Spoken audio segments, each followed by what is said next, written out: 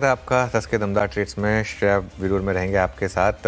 हमारे साथ इस शो में गावा सर और आशीष बहरी जी पिछले शो से बने हुए हैं। साथ ही अमोल अठावले जी और आशीष कयाल जी भी जुड़ेंगे। इसके साथ मार्केट आउटलुक पर बात करेंगे मोतीलाल ओसवाल एएमसी के एमडी और सीईओ प्रतीक अग्रवाल जी से। टेक्नो फंडा अप्रोच के लिए जेएम फाइनेंशियल सर्विसेज के BMS managing director Ashish Chaturvedi होंगे। कंचन से जानेंगे भारतीय इक्विटीज़ को जेपी मॉर्गन ने क्यों डाउनग्रेड किया है। वहीं आशीष से समझेंगे कि आईकेएस हेल्थ में इतनी तेज़ी क्यों है। इससे पहले एक नज़र मार्केट पर। मार्केट डे लो के काफ़ी करीब है। निफ्टी 23,950 तोड़ चुका है इंटरडे में एक बार। दोबारा उसकी तरफ बढ़ता हुआ बैंक निफ्टी 450 पॉइंट के करीब नीचे, अब 55,850 के करीब। आज तो मिड कैप और स्मॉल कैप भी नहीं बचे। मिड कैप और स्मॉल कैप में भी गिरावट है। एडवांस डिक्लाइन जो है वो भी आज ख़राब है। ऑलमोस्ट 1:4 का एडवांस डिक्लाइन है। आज की मार्केट की गिरावट को लीड कर रहे हैं आईटी स्टॉक्स। एचसीएल टेक फिर 4% नीचे और ये इसका फ्रेश 52 वीक लो होगा। इन्फोसिस के लिए भी fresh 52 week low. Tech Mahindra, TCS, इनमें गिरावट। सन फार्मा, इटर्नल, बीएल, भारती एयरटेल, ये भी स्टॉक्स नीचे। ऊपर है सिर्फ कोल इंडिया, नेस्ले और Mahindra and Mahindra. FNO stocks की बात करें तो अदानी एनर्जी सॉल्यूशंस, एलटीएम, वारी एनर्जीज, कोफोज, एम्फेसिस, इन सब में बड़ी गिरावट है। और अपसाइड में हुडको, कोचिन शिपयार्ड, ऑयल इंडिया, पिरामल फार्मा कल भी ज़बरदस्त चला, कल भी चैनल की पिक थी, आज भी शानदार मूव यहाँ पर आ रहे हैं। और एक कैश मार्केट स्टॉक जो आज का स्टॉक ऑफ द डे बना हुआ है, हिमाद्री केमिकल्स, वहाँ पर भी अच्छे मूव आज आपको देखने को मिल रहे हैं। बिल्कुल। ओके, ये थी बाजार की अब तक की छोटी सी समरी। अब एक काम करते हैं, ट्रेड्स को पिक करना शुरू करते हैं और एक बार निफ्टी लेके आइएगा। हम ऑलमोस्ट डेलो की ट्रैजेक्टरी में ट्रेड करते हुए प्रकाश का बसर, आशीष मेहदी जी पिछले कार्यक्रम से, इस कार्यक्रम में भी अमोल अठावले और आशीष कयाल फ्रेश पर्सपेक्टिव लेके जुड़े हैं इस कार्यक्रम में। आप सभी को नमस्कार। आशीष, कयाल साहब, आपके दो ट्रेड्स क्या रहेंगे?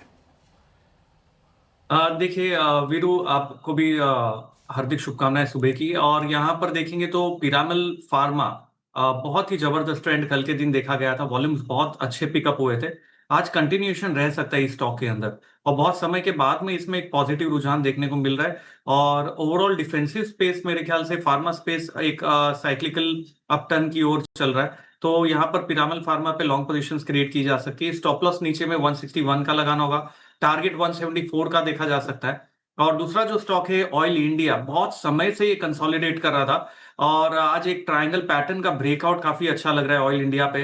तो ऑयल इंडिया पे नजर बनाए रखे। ये ओवरऑल टारगेट ऊपर में जो पैटर्न का टारगेट आता है वो करीबन 506 रुपए का है। स्टॉप लॉस 468 का यहाँ लगाना होगा।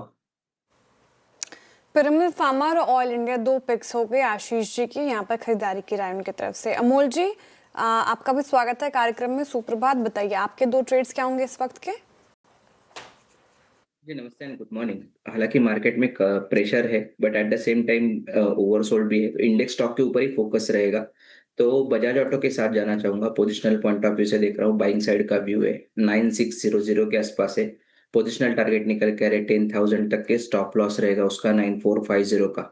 एक रैली, उसके बाद करेक्शन और उसके बाद आज रिवर्सल फॉर्मेशन देखने को मिला है। मार्केट में दबाव है बट स्टॉक में इतना प्रेशर आज में देखने को नहीं मिल रहा है। मार्केट में अगर सेंटीमेंट चेंज होता है तो बजाज ऑटो के ऊपर जरूर ध्यान रहेगा।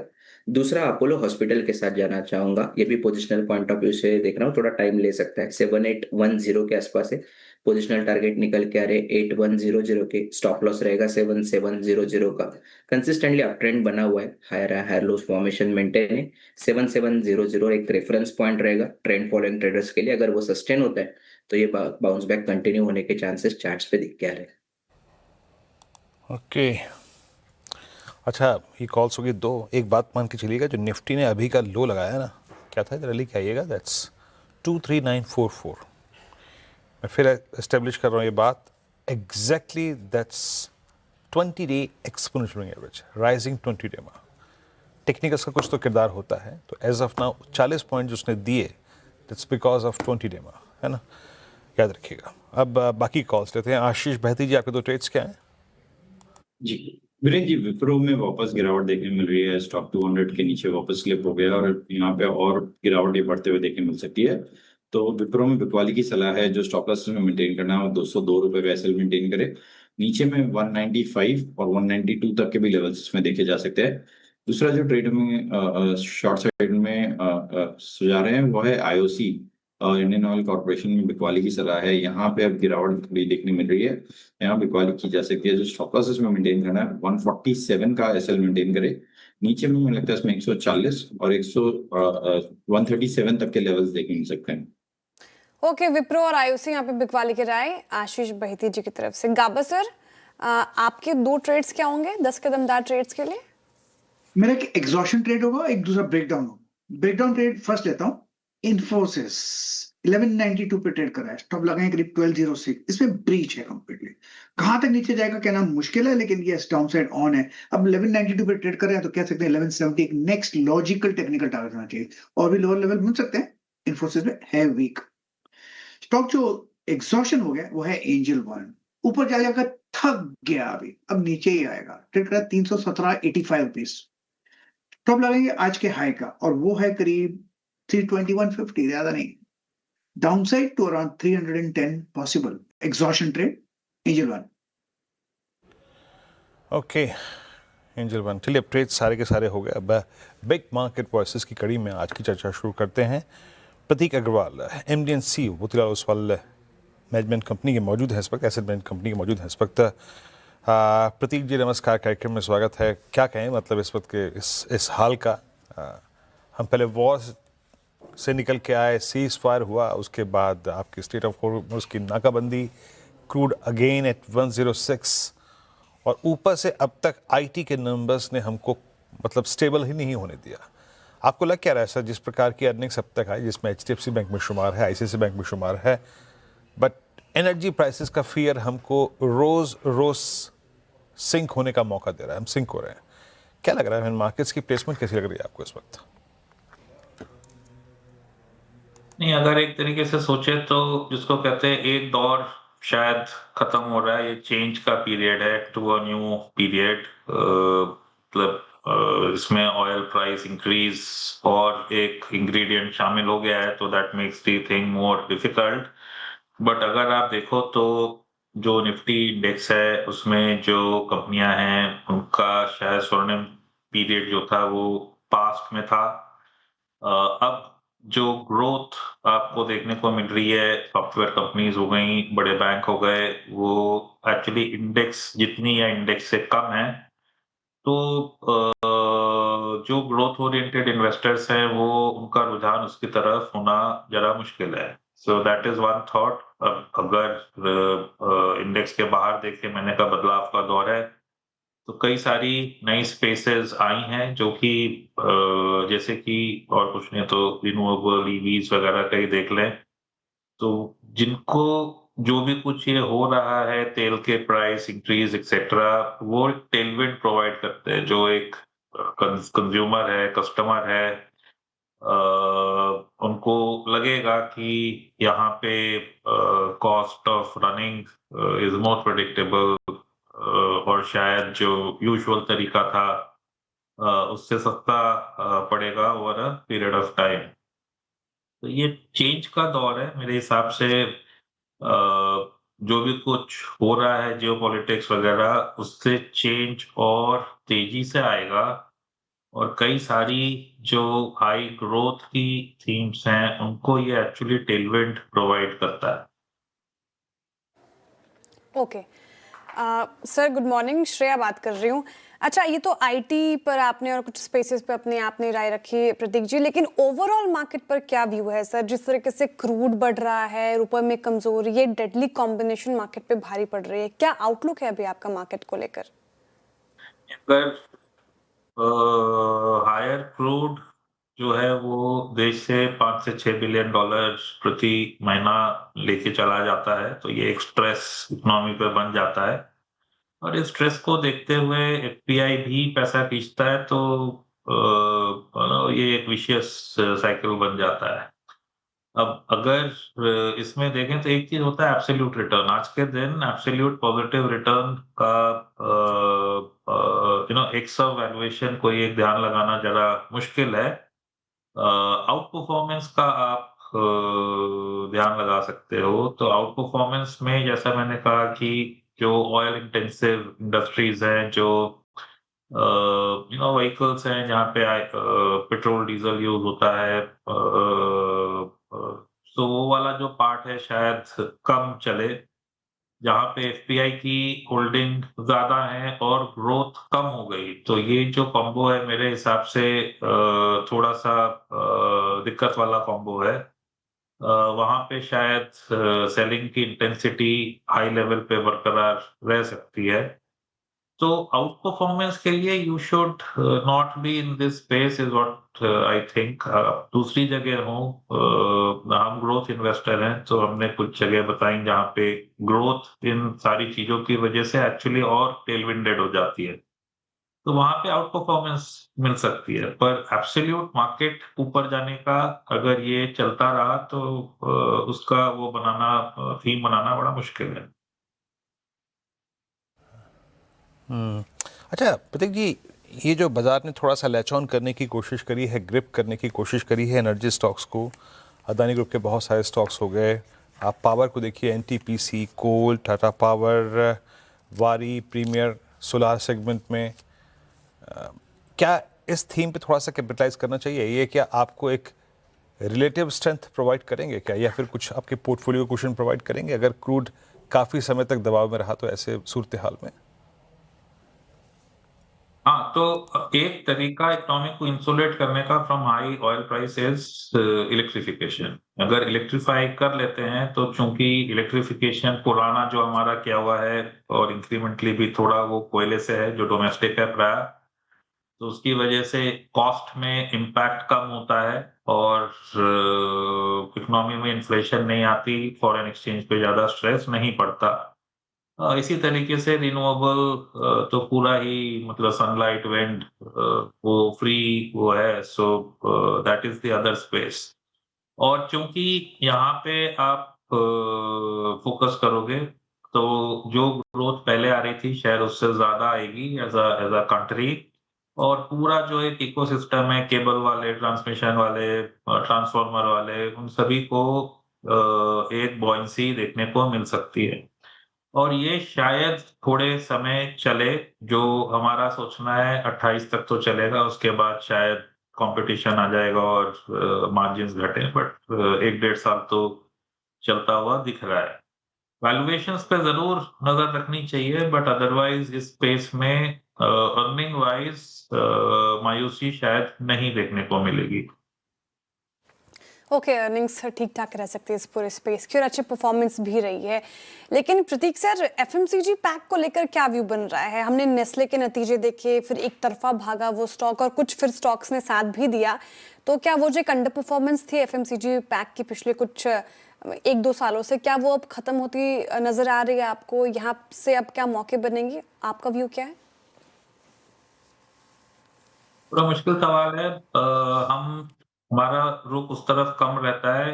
हमारा मानना है कि इसमें 1 या 2 कंपनियां शायद एक अच्छी ग्रोथ दे पाएं, बट एज अ पैक ये सैचुरेटेड स्पेसेस हैं, यहाँ पे बहुत ज्यादा आउटकम की उम्मीद करना मुश्किल है।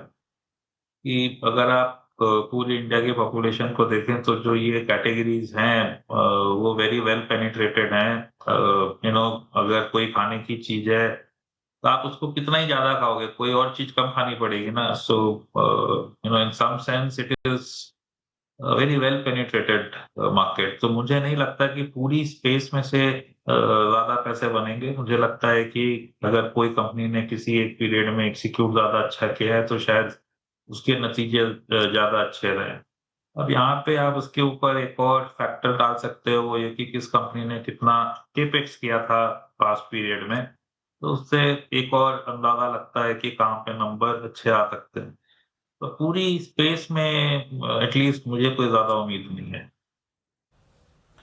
ओके, और सर यहाँ पे कैपिटल मार्केट थीम जिसमें नंबर्स भी अच्छे रहे इस बार, तो बहुत सारी कंपनी ने बहुत अच्छे नंबर्स दिए, आपके एसआईपीज़ का ट्रेंड बहुत स्ट्रांग है मार्च का। मैं सब एएमसीज को ले लीजिए, आप ब्रोकरेजेस को ले लीजिए, एक्सचेंजेस को ले लीजिए, एक्सचेंजेस ने तो अपने आप को प्रूव करके दिया है, BSc MCX all time high with its security और कमोडिटीज। यहाँ पर आपका सेंस क्या कह रहा है? नहीं, तो ये एक स्पेस है जहाँ पे हम काफी पॉजिटिव हैं। मतलब एक जो तरीका है सोचने का वो ये कि इंडिया जो है फ्रॉम अ कंट्री ऑफ सेवर्स अगर कंट्री ऑफ इन्वेस्टर्स बनेगी और लोग बाजारों में आएंगे तो हमारे मार्केट्स शायद दुनिया के मोस्ट लिक्विड मार्केट्स बन जाएंगे over a period of time. Already कहीं बहुत ज्यादा पीछे नहीं है। और उसमें फिर पूरा जो इकोसिस्टम है, चाहे वो एक्सचेंज हो, चाहे वो ब्रोकर्स हो, सबको फायदा होता है।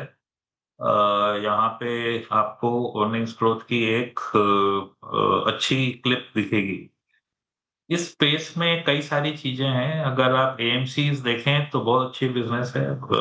ग्रोथ शुरू हुई है, long long runway of growth, but शायद यहाँ पे कॉम्पिटिटिव इंटेंसिटी बढ़ रही है। अगर आप ब्रोकिंग का क्षेत्र देखें तो यहाँ कॉम्पिटिटिव इंटेंसिटी आपको घटती हुई दिखेगी।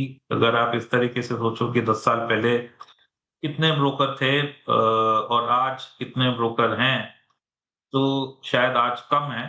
तो जो सर्वाइवर्स हैं, धीरे-धीरे आप देखोगे कि उनमें प्राइसिंग पावर आती जाएगी। और इसमें आप एक और ओवरले कर लो कि ब्रिक एंड मॉर्टर की बजाय जो लोग ऑनलाइन पे काम करते हैं, वहाँ पे growth will be faster. And तो पूरे इकोसिस्टम में आपको नंबर्स की ग्रोथ फ्रैंकली अच्छी दिखनी चाहिए। सो ये जो एक थीम है वो आप देखोगे हमारे प्राय हर फंड में अच्छे से रिप्रेजेंटेड है। ओके, ये पूरे कैपिटल मार्केट स्पेस पर व्यू हो गया। प्रतीक सर, बहुत बहुत शुक्रिया आज हमारे साथ जुड़ने के लिए, मार्केट पर ओवरऑल सारी स्पेसेस पर अपनी राय रखने के लिए। शुक्रिया आपके वक्त के लिए। चलिए भैया आगे बढ़ते हैं। कल एचएसबीसी की रिपोर्ट याद होगी आपको, भारतीय इक्विटी को डाउनग्रेड किया था। अब जेपी मॉर्गन की रिपोर्ट आ गई है, फिर से डाउनग्रेड। लेकिन क्या कुछ बातें कही गई है वो समझ लेते हैं कंचन से। कंचन, गुड मॉर्निंग। पहले एचएसबीसी, अब जेपी मॉर्गन, क्या बातें? डेफिनेटली, और आज हम मार्केट देख रहे हैं उसी ट्रेजेक्ट्री में हमें जाता हुआ भी दिखाई दे रहा है। पहले तो वहाँ पे वो ओवरवेट थे, लेकिन अब घटा के जो अपनी रेटिंग है उसको न्यूट्रल कर दिया गया है। और इनफैक्ट जो उनका एलोकेशन है वहाँ पे भी एक डाउनग्रेड हमें जो है देखने को मिला है। वो ये बोल रहे हैं कि इस टाइम पे जो स्ट्रक्चरल स्टोरी है वो इंटैक्ट है, लेकिन जो हेडविंड्स हैं अभी हमें नियर टर्म में देखने को मिल सकते हैं। वैल्यूएशन के फ्रंट पे बात करी जाए तो उनका ये कहना है कि अभी भी वैल्यूएशन कंपनीज के काफ़ी ज़्यादा महंगे लग रहे हैं। शेयर्स को जितना सस्ता होना चाहिए था उतने अभी भी वो नहीं हुए हैं। एनर्जी सप्लाई के हम कंसर्न्स देख रहे हैं, उसके चलते भी एक काफ़ी बड़ा जो संकट है पूरे ही इंडियन इक्विटी में इस टाइम पे मंडराता हुआ दिखाई दे रहा है। फिस्कल ईयर 27 में कई सारे सेक्टर्स हैं जहां पे एनालिस्ट ने जो अपना अनुमान है अर्निंग्स का उसको 2 से लेके 10% तक इनफैक्ट घटा दिया है। एमएससीआई इंडेक्स पे जो ईपीएस ग्रोथ का अनुमान है उसको भी 1 से 2% तक की कटौती वहां पे देखने को मिली है। वो इस टाइम पे ये बोल रहे हैं कि काफी सारी कंपनीज ऐसी है जो नए शेयर्स को इशू कर रही है, जिससे जो अपसाइड है वो काफी ज्यादा लिमिटेड होता हुआ दिखाई दे रहा है। और इंडिया इस टाइम पे अगर उनके स्टॉक्स की सेक्टर्स की बात करें तो AI, semiconductor, data centre companies में बहुत कम है अगर हम इसे कंपेयर करते हैं यूएस से या फिर चाइना से। मॉनसून का एल नीनो इफेक्ट हम देख रहे हैं कि काफी ज्यादा इसका रिस्क भी बना हुआ है। अब अगर डायरेक्टली बात करें कि किस सेक्टर पे वो ओवरवेट है तो वो है financial, material, consumer discretionary, hospital, defence and power. Underweight की जो रेटिंग है वो है आईटी एंड फार्मास्यूटिकल। अब उनका कहना है कि अगर बुल केस होता है तो निफ्टी हमें 30,000 तक जाता हुआ दिखाई दे सकता है, पहले की जो 33,000 का था। बेस केस में 27,000, और अगर हम माने बियर केस तो 20,500 तक के भी लेवल हमें देखने को मिल सकते हैं। तो कुछ जो दिक्कतें हैं वो तो मंडरा रही हैं। कंचन, बहुत बहुत शुक्रिया आपका इस पूरी बातचीत के लिए। और चलिए छोड़िए इस बात को, शुक्रिया आपका। चलते हैं आशीष चतुर्वेदी जी के पास। आशीष जी नमस्कार, कार्यक्रम में स्वागत है। फिर क्रूड 106, फिर रुपया 94.20 और निफ्टी चरमरा गया। फिर अगर आप देखें हमारा मोमेंटम कोलैप्स हो गया। मैक्रो इंडिकेटर्स अगेन 10 दिन के अंतराल के बाद आपके अगेंस्ट प्लेस्ड हैं। क्या लग रहा है, आई मीन यहाँ से कितने सॉफ्टनेस आपको और दिखाई दे रही है अब? Hi, good morning Veeru, good morning. देखिए हमारा ये मानना है कि बाजार में डेफिनेटली एक सॉफ्टनेस इस समय बनी है, क्योंकि ये रिपोर्ट्स भी आई है और सब उससे ज्यादा जो मुझे लगता है कि इम्पैक्ट आया है वो क्रूड के बढ़ने से और रुपये की फर्दर वीकनेस से आया है। तो उसका डेफिनेटली एक इम्पैक्ट बाजार को देखने को नजर आ रहा है। और दूसरा एक जो मार्केट का व्यू बन रहा है कंसेंसस में कि अर्निंग्स में एक डाउनग्रेड हमें देखने को नजर आएगा। तो वो एक कारण बन रहा है, क्योंकि अगर से हम अब जो फॉरवर्ड ईपीएस एस्टिमेट कर रहे थे उसके बेसिस पे तो बाजार शायद आपको 17, 17.5 के फॉरवर्ड पी मल्टीपल पे दिखता, पर अगर से अर्निंग ही डाउनग्रेड हो गई तो ये मल्टीपल्स आपको महंगे नजर आएंगे। तो इसकी एक वरी इस समय बाजार में रिफ्लेक्ट हो रही है। बट जहां तक कि हमारा अनुमान है, हम ये मानते हैं कि बाजार जो है वो एक डिप क्रिएट कर सकता है, बट अब कहीं ना कहीं बाजार में जो पुराने लोज बने हैं 22,500 23,000 के आसपास, उसको बाजार कहीं ना कहीं रेस्पेक्ट करेगा। और इसको अगर से हम सोचे तो हमें लगता है कि कोई भी डिप जो इसको 23,500 600 के आसपास लेके जाती है, वो एक अच्छी अपॉर्चुनिटी होगी वापस से कुछ अपॉर्चुनिटीज को ढूंढने के लिए। और वैसे भी आप देखेंगे कि वीरू इस एक महीने में हम अगर से देखें तो ब्रॉडर मार्केट 10-11% बढ़ा है, पोर्टफोलियो लेवल पे शायद बढ़त और भी ज्यादा आई है अगर से स्मॉल मिड कैप का एलोकेशन अच्छा रहा है। तो मेरा ये मानना है कि एक अच्छी अपसाइड के बाद थोड़ी प्रॉफिट बुकिंग देखने को नजर आ सकती है, बट ओवरऑल मार्केट मुझे लगता है बाय ऑन डिप्स की तरफ अब बढ़ चुका है। ओके, बाय ऑन डिप्स की फिलहाल स्ट्रैटेजी ओवरऑल मार्केट में अपनानी है, लेकिन जेपी मॉर्गन तो काफी बेरिश साउंड कर रही थी 20,500 के टारगेट निफ्टी पे बेयर केस में। खैर आशीष जी, लेकिन good morning to you. Stock specific ideas क्या होंगे सर? टेक्नो फंडा में कौन से 2 स्टॉक्स चुनेंगे आप? जी, तो देखिए आप अभी कैपिटल मार्केट्स की थीम की बात कर रहे थे और हमें वो थीम काफ़ी पसंद है, तो उसी स्पेस से एक तो एसेट मैनेजमेंट कंपनी की हम बात करेंगे, वो होगा आदित्य बिरला एएमसी। हमें काफ़ी अच्छा लगता है क्योंकि एक तो वैल्यूएशन पीयर्स के कंपैरिजन में थोड़ा चीप है और जैसे-जैसे परफॉर्मेंस फंड्स के इंप्रूव होने शुरू हो रहे हैं, हम देख रहे हैं कि एक अच्छी री-रेटिंग आदित्य बिरला एएमसी के स्टॉक में देखने को नज़र आ रही है। तो ये और क्योंकि हम ये मानते हैं कि जो ये 75 लाख करोड़ का एयूएम की इंडस्ट्री है, इसमें बहुत बड़ी ग्रोथ 4 टू 5 टाइम्स ग्रोथ आने वाले सालों में देखने को नजर आएगी, तो उसका clear beneficiary asset management company रहेगा। दूसरा, इसी स्पेस में जो फिनटेक प्लेयर होगा, जिसको हम थोड़ा सा देखते हैं, जो penetration of financialisation of savings के लिए भी एक अच्छी थीम बन सकती है, वो है एंजल वन, जो ऑलमोस्ट 16 से 20% का मार्केट शेयर कैश और डेरिवेटिव्स मार्केट में मेंटेन रखता है। और यहाँ पर हमें लगता है कि जो नंबर्स आए वो काफी इंकरेजिंग थे। तो ये जो डिप आ रही है, ये हमें लगता है एक बेहतरीन अपॉर्चुनिटी क्रिएट करेगा एंजल वन के अंदर में। तो मैं स्ट्रक्चरली ये समझता हूँ कि अगर से एक साल भर 6 महीना का व्यू ले तो 400 और 450 रुपए तक के स्तर भी एंजल वन के स्टॉक में देखने को नजर आ सकते हैं। तो ये कैपिटल मार्केट्स थीम हमें काफी अच्छी लग रही है। दूसरी श्रेया, हमें डिफेंस और एरोस्पेस की थीम काफी अट्रैक्टिव नजर आती है और इसमें हमने पहले भी चर्चा की थी, डेटा पैटर्न की बात की थी, बहुत ही बेहतरीन परफॉर्मेंस वहां आया। बट अगर से थोड़ा सा मिड और स्मॉल कैप की तरफ यहाँ जाए तो हमें लगता है कि आजाद इंजीनियरिंग और डेटा पैटर्न, ये 2 स्टॉक्स जो है वो हमें इस स्पेस में काफी प्रॉमिसिंग लगते हैं और कोई भी डिप इनमें आती है तो एक अच्छी अपॉर्चुनिटी इस स्पेस में देखने को मिल सकती है। ये रही बात रात में हिंदू स्पेस पे। अच्छा आशीष, एलएनटी का थोड़ा सा टर्बुलेंस में जाना लाजमी है। आई मीन जो भी कुछ हुआ इस युद्ध के बीच में मिडिल ईस्ट में, but other than that if you look at ABB, Cummins, Siemens energy, इनका तो ड्रीम रन कंटिन्यू कर रहा है। कमिंस ने तो मेरे ख्याल से ऑल टाइम हाई क्रिएट किया, एक वर्टिकल राइज था पिछले 20 दिनों में। रेस्ट ऑफ कैपिटल गुड्स को मतलब माइनस एलएनटी कैसे देख रहे हैं आप? नहीं तो वीरू, देखिए हमने कमिंस की चर्चा कई बार शोज में की और हमारा ये मानना है कि डेटा सेंटर को की प्रॉक्सी के लिए जेनसेट्स के सप्लायर के तौर पर क्यूमिंस एक बहुत ही बेहतरीन प्ले है और हमें लगता है कि इसकी अर्निंग ग्रोथ मोमेंटम काफी स्ट्रांग रहेगा। जिस तरह से डेटा सेंटर केपेक्स ग्लोबली भी हाइपरस्केलर्स कर रहे हैं और इंडिया में भी उसका रिफ्लेक्शन देखने को नजर आएगा। तो क्यूमिंस हमारी एक पसंदीदा पिक रही है और हमें अभी भी करंट लेवल्स पर भी काफी अच्छा लगता है।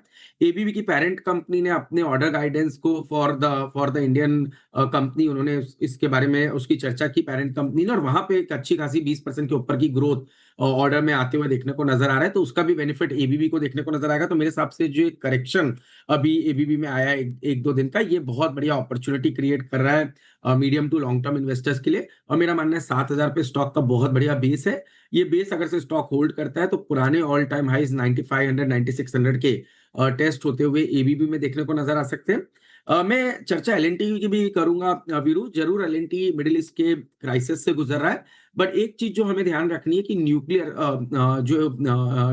पावर की जो थीम है उसका एक बहुत बढ़िया बेनिफिशियरी एलएनटी रह सकता है, क्योंकि शांति बिल जो आया है उसके अंदर में जिस तरह से इंडियन प्लेयर्स के लिए, प्राइवेट प्लेयर्स के लिए जगह बनेगी, तो हमें लगता है कि एलएनटी हैज अ पोटेंशियल जहां पर सिग्निफिकेंट ग्रोथ पोटेंशियल न्यूक्लियर की तरफ से इनका डिवीजन दिखा सकता है। तो वो एक बहुत बढ़िया ऑप्शनैलिटी बनेगी। तो मेरा मानना है 3900 3800 पे एलएनटी भी काफी अट्रैक्टिव नजर आएगा। तो ये भी एक बाय ऑन डिप का कैंडिडेट कैपिटल गुड्स स्पेस में हमें नजर आता है। एबीबी इंडिया, एलएनटी जैसे स्टॉक्स आप बाय ऑन डिप्स कर सकते हैं और मौके दे रहा है बाजार, तो उसे आप अपनाइए। काफ़ी अच्छी खासी रैली हमने इन दोनों ही स्टॉक्स में देखी थी, लेकिन वॉर का इम्पैक्ट फिलहाल नजर आ रहा है। लेकिन एक और स्टॉक लेकर आई है स्क्रीन पर, IKS। और जब कैश स्टॉक्स की मैं चर्चा कर रही थी तो एकदम से ये रडार पर आया था। हालांकि आई साइड से थोड़ा फिसला है, लेकिन अभी भी 3.5% अप है। इन्वेंट्रस नॉलेज सॉल्यूशंस, ये है स्टॉक का नाम। और लेकिन जिस तरीके से तेजी दिखा रहा है आज के सेशन में, इसके पीछे के कारण क्या हैं? आशीष जी आपके पास आऊंगे इस पर राय भी लेने के लिए, लेकिन उससे पहले आशीष चतुर्वेदी से समझ लेते हैं कि आखिर ये स्टॉक भागा क्यों है।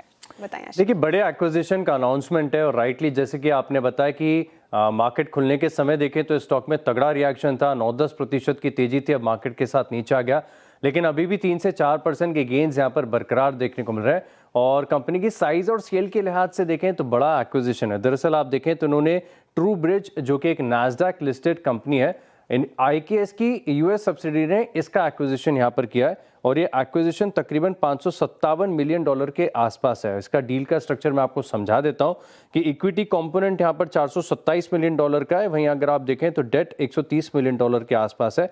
अब कंपनी आप सोच रहे होंगे करती क्या है, एक तो IKS ओवर द ईयर्स बहुत तेजी से ग्रो करती हुई कंपनी नजर आई है, लेकिन ये जो एक्विजिशन है ये बहुत ज़्यादा बेनिफिशियल होगा, क्योंकि ये अगर आप देखें तो रेवेन्यू साइकिल मैनेजमेंट और हॉस्पिटैलिटी रिकॉर्ड्स, इसको रखने में कामकाज की कंपनी है। वहीं अगर आप देखें तो जो small size mid size hospitals होते हैं, इनके लिए ये फाइनेंशियल सॉफ्टवेयर्स बनाने का कारोबार करती है।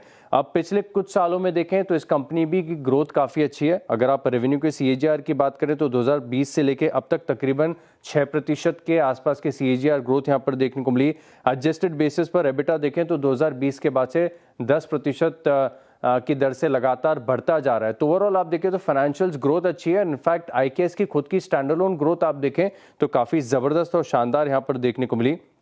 अब एनालिस्ट का मानना है कि FY27 में आप देखें तो ये पैट और EPS दोनों में बढ़ोतरी यहाँ पर देखने को मिल सकती है इस एक्विजिशन के चलते। और बड़ा बेनिफिट इसके लिए होगा क्योंकि IKS के इस एक्विजिशन के बाद एक पूरी जो इंटीग्रेशन होता है इसका बेनिफिट है और सिनर्जिस्टिक बेनिफिट भी यहाँ पर देखने को मिलेंगे। जो क्रॉस सेलिंग अपॉर्चुनिटी है एक काफ़ी ज़्यादा बढ़ जाएगी, क्योंकि अगर आप ट्रू ब्रिज का क्लाइंट बेस देखें तो काफ़ी तगड़ा है। ऑलमोस्ट क्लाइंट बेस इनका 2000 से ज़्यादा का है और कंबाइंड अपॉर्चुनिटी $575 मिलियन के आसपास है। और इसी के चलते आप देखें तो वाइड मार्केट अपॉर्चुनिटी इनके लिए अनलॉक हो जाती है। US में साइज और स्केल दोनों बढ़ेगा। इसी के चलते देखें इस एक्विजिशन की खबर के बाद स्टॉक में बड़ा मूव आया है। ट्रू ब्रिज का अधिकरण और IKS 3.5% अप है आज के सेशन में। आशीष चतुर्वेदी जी, कैसा लगता है ये आपको स्टॉक? क्या आपकी कवरेज में है? पिछले 1 महीने में 10-11% के रिटर्न्स दिए हैं और अब ये एक्विजिशन। ये बिल्कुल, तो देखिए एक्विजिशन के बाद थोड़ी सी एक मार्केट इसकी रीरेटिंग कर सकता है। स्टॉक एक बड़े अंडर परफॉर्मेंस में था, करेक्शन में था, जब से IPO आया 2200 से के ऑल टाइम हाई से गिर के 1200-1300 के जोन में आया। और मुझे लगता है कि अब इस एक्विजिशन के बाद जरूर रीरेटिंग आएगी। हेल्थ केयर सेगमेंट में US के पूरे ERP सेगमेंट को सपोर्ट करता है। और इसी स्पेस में एक कंपनी और है सेजिलिटी, वहां पर भी काफी अट्रैक्टिवनेस नजर आती है। तो अच्छा है, बट हमारे कवरेज में इस समय पे हम इसको बहुत हम इसको मॉनिटर कर रहे हैं, पर हमारी कोई पोजीशन स्टॉक के अंदर में अभी भी नहीं है। शुक्रिया आशीष, इस कार्यक्रम में आप शामिल हुए। और पिछले 5 दिन का पता नहीं आपको राहत मिली कि नहीं मिली, लेकिन सैटरडे संडे बाजार में बहुत अच्छा स्ट्रॉन्ग सपोर्ट है। कोई स्टॉक अपने स्टॉप लॉसेस को नहीं तोड़ेगा, कोई रेंज वायलेशन नहीं होगा। तो इन दोनों के लिए दिनों के लिए आपको बहुत बहुत शुभकामनाएं। Have a nice weekend. फिलहाल एक ब्रेक और एक छोटे से ब्रेक के बाद श्रेया और कंचन होंगी। लगता है निफ्टी को कंचन की बात भाग गई है और इसलिए अगर आप देखें तो निफ्टी अब डे लो पर है 20,000 किस तरह 20,000 अब की बार 20,000। खैर, छोटा सा एक ब्रेक और ब्रेक के बाद आपके प्रश्न और श्रेया और कंचन जुटाएंगे आपके जवाब। नमस्कार।